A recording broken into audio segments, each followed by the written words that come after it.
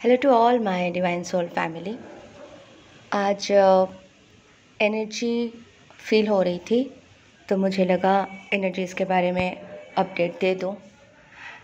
दोस्तों, सबसे बड़ी बात है, ये बहुत इम्पॉर्टेंट होते हैं कि ये जो कलेक्टिव एनर्जी होती है ये तो सबके लिए एक बराबर होते हैं, चाहे वो ट्विन जर्नी में हो, चाहे वो स्टार शीट्स हो, चाहे वो मैट्रिक्स ट्विन हो, है ना।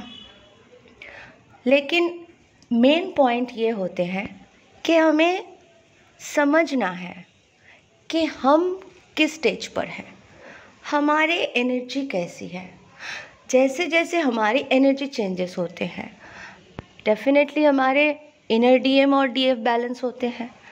जैसे जैसे हमारे इनर डीएफ और डीएम बैलेंस हो जाते हैं तो हमारे जो अदर हफ है उनके भी इनर डीएम डीएफ बैलेंस होते हैं, क्योंकि उनके जो डीएम साइड होते हैं बहुत हाई होते हैं, डीएफ साइड जो होते हैं वो बहुत कम हो जाते हैं, इम्बैलेंस हो जाते हैं। तभी जाके वो इमोशंस का कदर नहीं करते हैं, उनके हार्ट चक्र ब्लॉक हो जाते हैं, ठीक है। वो और लॉजिकली सोचते हैं, दिमाग से सोचते हैं। तो जो उनके अंदर बैलेंस एनर्जी होती थी पहले, वो आफ्टर सेपरेशन नहीं होते हैं।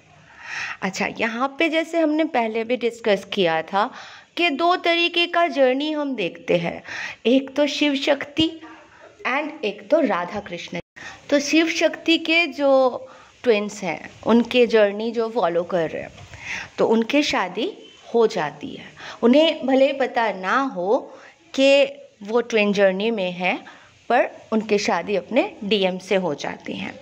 आफ्टर सेपरेशन उन्हें भी पता चलता है, क्योंकि शादी होने के बाद भी सेपरेशन हो ही सकती है, ठीक है। तब उनको रियलाइज़ होते हैं कि कौन है मेरे हस्बैंड। फिर उनको पेन फील होती है, पीड़ा होते हैं, जो भी सिचुएशन से वो ओवरकम करते हैं। करने के बाद उसे पता चलता है कि हाँ बाबा, हम भी ट्विन जर्नी में हैं और हमारी शादी हो गई, मतलब हम शिव शक्ति के जर्नी में हैं। अभी आप ही देखो, शिव शक्ति के जर्नी बोलेंगे तो जैसे ही माता पार्वती और शिव पिता के शादी हो गए, उसके बाद शिव पिता ध्यान के लिए कहीं चले गए थे। तो माता पार्वती अपने अकेला टाइम स्पेंड कर रही थी, तो उनको लगा मुझे एक पुत्र होना चाहिए।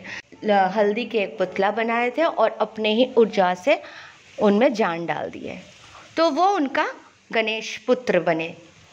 अब पुत्र गणेश अपने पिता को नहीं जानते थे, तो जैसे ही माँ ने बोला, पुत्र तुम मेरे स्नानागार के द्वार रक्षी बनो, तुम खड़े रहना, किसी को अंदर मत आने देना, मैं स्नान के लिए जा रही हूँ।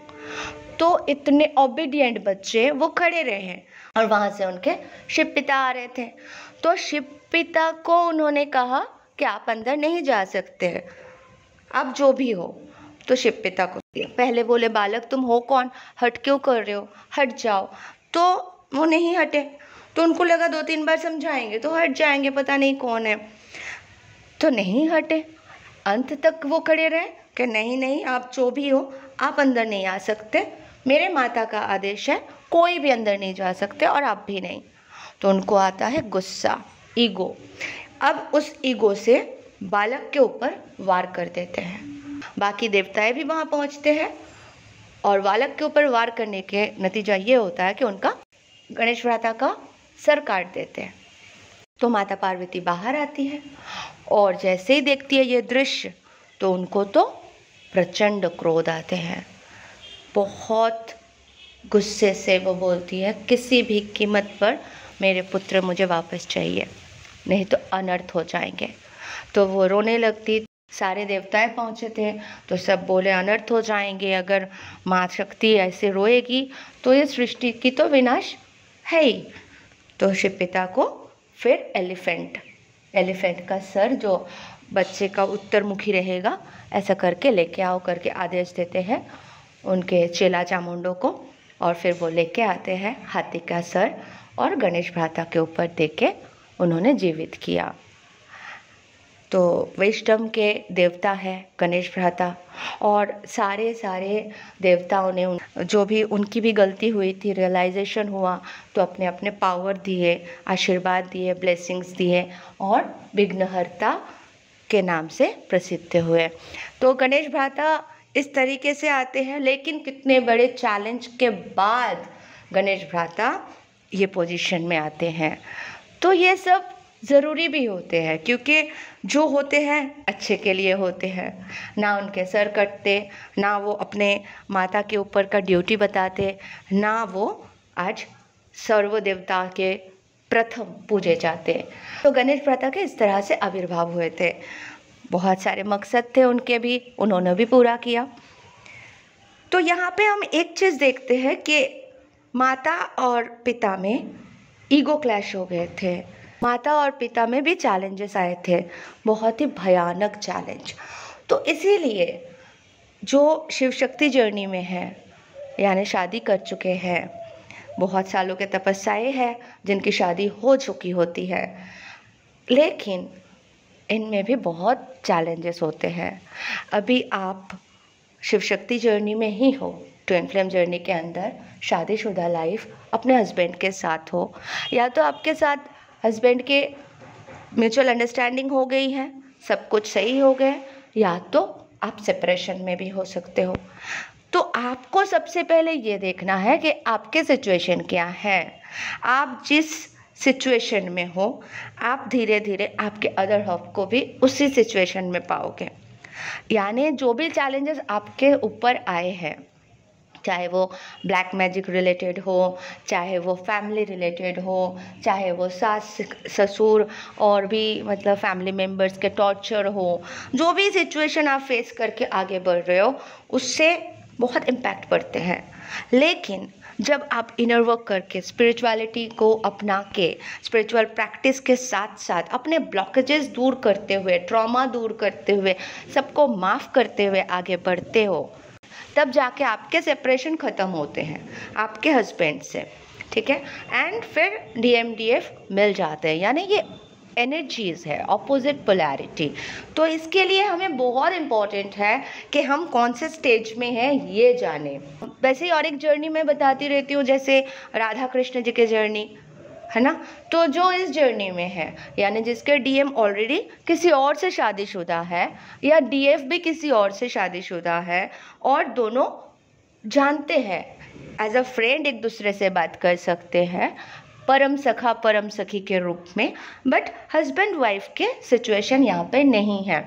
लेकिन चैलेंजेस तो सब में है, चाहे वो शिव शक्ति जर्नी में हो, चाहे वो राधा कृष्ण जर्नी में हो, यानी वो ट्विन जर्नी में हो, यानी वो स्टारशिप जर्नी में हो, जो भी हो।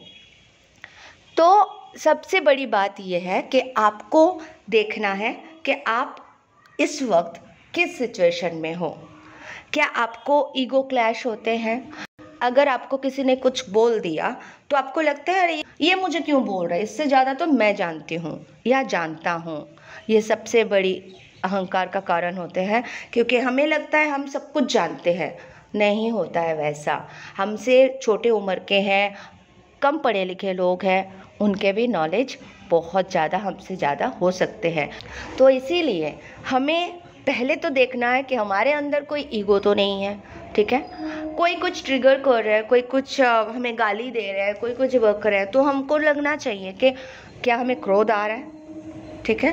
गौतम बुद्ध के बारे में एक कहा जाता है, किसी आदमी ने उनके मुंह पे थूक दिए थे, तो गौतम बुद्ध ने थूक को पोंछ के बोलते हैं कि और कुछ कहना है, तो वो आदमी और कुछ कहते नहीं। लेकिन जो उनके शिष्य थे उनको बड़ा गुस्सा आया, बोले आपने ऐसा बर्दाश्त क्यों कर लिया, मैं होते तो उसको तो मतलब मार ही देता, कुछ तो करता, आपने तो बस एक्सेप्ट कर लिया और बोले कुछ और बोलना है और पोंछ लिया रुमाल से अपने मुंह, तो ऐसा कैसे।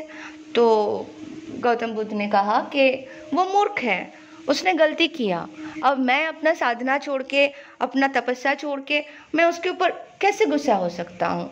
अगर वो मूर्ख व्यक्ति ना होता तो बात अलग थी, लेकिन जो ये हरकत कर सकते हैं वो तो खुद मूर्ख है ना, तो मैं उनके जैसे क्यों बनूं। मतलब आपको कोई थूकते हैं तो आप उसको थूक दो, ये सॉल्यूशन नहीं है। आपको आपके सिचुएशन को समझना है। कोई सामने से गाली दे रहा है, कोई गलत बात कर रहा है, तो आप समझो कि ये मेरे लिए ट्रिगर है कि अगर मैं उलझ जाऊं और उनसे लड़ने लग जाऊं तो एक अलग बात है। और अगर मुझे समझ में आ जाए नहीं नहीं मेरे एनर्जी तो बहुत ही कीमती है, तो फिर आप जीत रहे हो। तो इस तरीके से अवॉइड करना है ऐसे सिचुएशंस को। अपने ब्लॉकेजेस को बहुत अच्छे से रिमूव करें, क्योंकि हम समझ ही नहीं पाते, हमें लगता है जो हो रहा है सही है, वो सारे लोग गलत है, ब्लेमिंग एनर्जी में आ जाते हैं और बहुत सारे ऐसे परेशानी के सामना हम करते हैं। इसीलिए ज़रूरी है कि अपना ईगो, अपना गुस्सा, ठीक है, और जो भी मतलब ऐसे सिचुएशन में परेशानी आती है उसको ओवरकम करने का ताकत बनाना है, ठीक है। चैलेंजेस को ओवरकम करने की ताकत बनानी है, ना कि हमें रोते बैठना है, स्ट्रॉन्ग बनना है। तभी है इनर वर्क, यही आपको सिखाते हैं कि आपको स्ट्रॉन्ग बनते जाना है, एक दिन में नहीं, डे बाय डे आप स्ट्रॉन्ग बनते हो और बेस्ट वर्जन बनते हो। रिबर्थ के प्रोसेस के बाद आप ग्रो करते हो, बटरफ्लाई बन जाते हो। इल्ली बनी तितली, इल्ली से आप तितली तक का जर्नी तय करते हो और आगे बढ़ते हो। जैसे ही आपका रिबर्थ हो जाते हैं, आप ग्रो करते हो, उधर आपके डीएम के साथ भी बहुत अच्छे काम शुरू हो जाते हैं। आज के जो सिचुएशन है डीएम और डीएफ के, तो देखिए आपके एनर्जी जैसे होंगे आपके डीएम की एनर्जी बिल्कुल उतना ही ग्रो हुए होंगे, क्योंकि आप कलेक्टिव में सुन लोगे वो शांत हो गए, वो एकदम प्योर हो गए, उनका हार्ट चक्र एक्टिवेट हो गए, उनका रिबर्थ प्रोसेस कंप्लीट हो गए। तो इसका मतलब ये नहीं कि आप कलेक्टिव में हो रहे हैं मतलब आपके डीएम के साथ भी हो रहा है। आपके डीएम के साथ तभी होंगे जब आप ग्रो कर चुके होंगे। आप उन सारे सिचुएशन को, पोजीशन को अगर हासिल कर चुके होते हो तो जाहिर सी बात है आपके डीएम के साथ भी वही होगा। तो हम जो एनर्जी अपडेट देखते हैं, एनर्जी सुनते हैं, ये तो ठीक है, कलेक्टिव में है, सबके लिए सही है, लेकिन आपके सिचुएशन के ऊपर डिपेंड करता है कि आपके डीएम का सिचुएशन क्या है। इसलिए खुद के ऊपर बहुत ही स्ट्रॉन्ग वर्क करें, सारे ब्लॉकेजेस निकाल के बाहर फेंके। आज के अगर कलेक्टिव एनर्जी बोला जाए तो देखिए डीएम का रिबर्थ तो 100% हो चुके हैं, बहुत सारे रियूनियन हुए हैं, शादी हो गई है, ठीक है, डीएम डीएफ की शादी हो गई है, रियूनियन के प्रोसेस चल रहा है स्टेप बाय स्टेप। जिनका जो सिचुएशन आते हैं, जैसे जैसे उनके कर्मा लिखे होते हैं वो क्लियर होते होते या सोल्यूशन होते होते उनके रियूनियन तो हो जाते हैं। इनर रियूनियन हो गया तो जाहिर सी बात है यूनियन तो होना ही है, यूनियन तो होके रहेंगे। तो डीएम के करंट सिचुएशन ये है कि वो रिबर्थ से गुजर चुके हैं, बहुत ही प्यारा सा एकदम शांत फ्रेश एनर्जी में है, उनका हार्ट चक्र भी ओपन हो चुके हैं। अब वो रियलाइजेशन में आ चुके हैं कौन उसके डीएफ है, कौन उसकी अदर हाफ है, कौन उसकी शक्ति है।